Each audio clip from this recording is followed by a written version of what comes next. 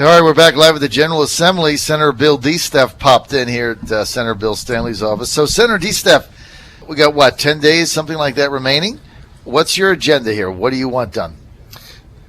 At this point, we need to really focus on killing some bad bills, passing through some good bills, and then really setting the stage for next year's session. We have 4 or 5 things we'll be working on over the summer, so it's truly setting the stage for next year. And anything you think that you guys are going to pass out of the General Assembly that is sure to be vetoed by the governor? What do you think? Oh, we've got a bunch of things that have already popped out that'll sure to be vetoed by the governor. Just give me some examples of the most irritating ones. Like you would find the veto to be irritating. Oh, well, anything social issue related that gets passed out, the governor's going to veto.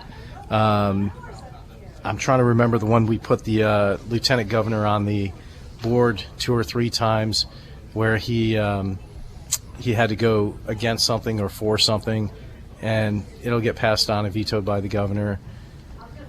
We looked at 4 or 5 things yesterday and just killed them in committee instead of trying to get them passed up and let the governor kill them. So sometimes you do make decisions to kill a bill in committee because you know it's going nowhere and there's only so much time and effort. Absolutely. Right. So you just get rid of them because you just get rid of it. You know where it's going to go. You don't want to waste everybody's Andrew, time. is that standard? I mean, is that It is, and one of the things you're stopping is giving the other side an opportunity to raise money off of something like this, especially with the social bills. You're going to get a slurry of emails.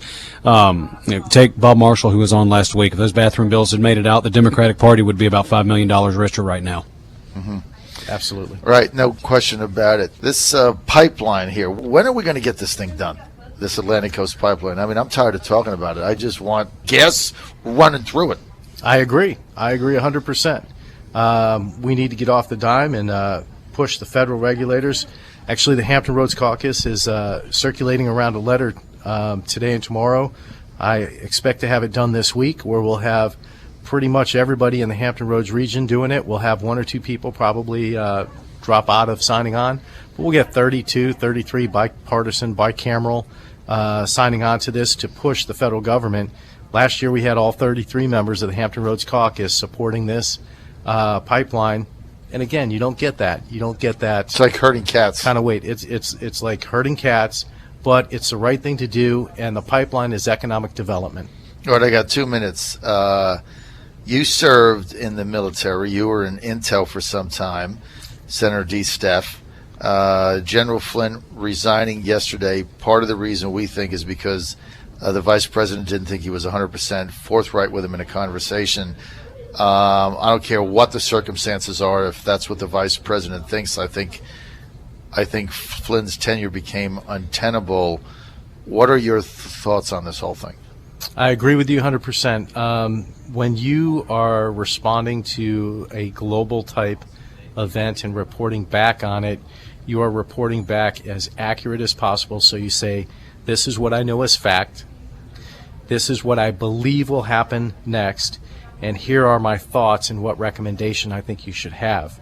But you lay out the facts and you create them as, these are the facts. This is what I think, and here's what I recommend we do. Here's our 3 courses of action.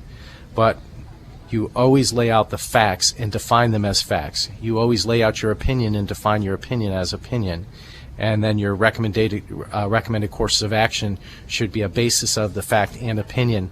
And then if your boss tells you, nope, don't agree with you on that, here's what I think, but you never put out the wrong facts. I mean, in my line of work, people were killed. If you said the door hinges were on the inside and they were on the outside, you're going to get somebody killed. If you said they're on the left or the right, you're going to get somebody killed. If you say there's 15 guys guarding this compound and there's 150, you're going to get somebody killed. You know, you've got to be careful how and what you put forward as facts, how and what you put forward as opinion. And so apparently what happened is in the conversation with the vice president, General Flynn apparently said that he forgot to mention, or he couldn't remember, that maybe he had this conversation with the Russian ambassador that involved the sanctions, but apparently he didn't relay that to Vice President Pence in their conversation before Pence went on national television. Yeah, and you can't make your boss look bad. Your job is to make your boss look good no matter what. If he looks bad, you're the fall guy. You're Right. out. And when the ship runs aground, you don't fire the cook, you fire the captain. Well, especially if you make him look bad, not just for giving him bad information, but for knowingly giving him bad information. I think that's where the line was drawn.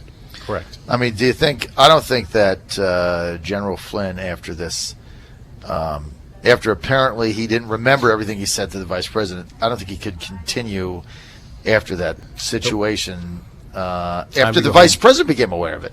Yeah, time Right? to go home. I mean, how do you go forward? Yeah, you can't. Time to go home. Yeah, time to go home. Can't go forward. All right, well, we're going to see what plays out. We're out of time. We want to thank everybody for joining us today. We want to thank Senator DeSteph, Andrew Vehorn, Senator Bill Stanley for letting us use his office. Keep it right here on the John Fredericks Radio Network.